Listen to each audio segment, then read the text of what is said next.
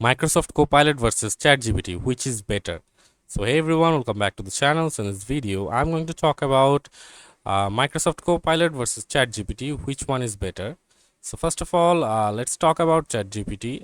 It's a standalone AI that works across writing, coding, math, reasoning, file analysis, image input, and even voice.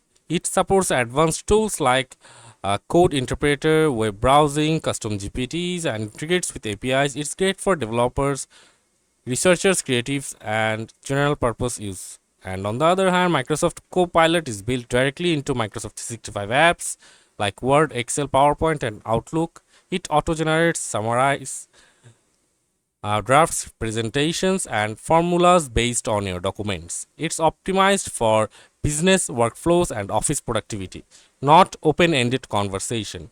So for the customization part, ChatGPT supports custom GPTs, plugins, and API extension. Copilot is limited to Microsoft workflows and doesn't allow deep customization. And flexibility wise, ChatGPT works in web, mobile, and apps, platform independent, and Copilot works best inside Microsoft Office apps and Teams.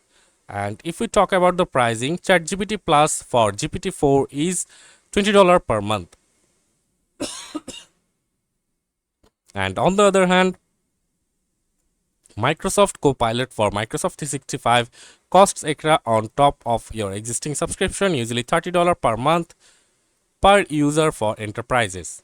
And if we talk about coding, ChatGPT has code generation, debugging, and full IDE like features. Copilot is Visual Studio separate from Office Copilot, helps with code suggestions.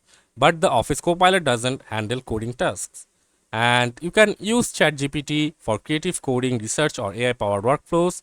And you can use Copilot if you're mostly work inside Excel, Word, and PowerPoint and need fast document based assistance. So that's it for this video. See you on the next one.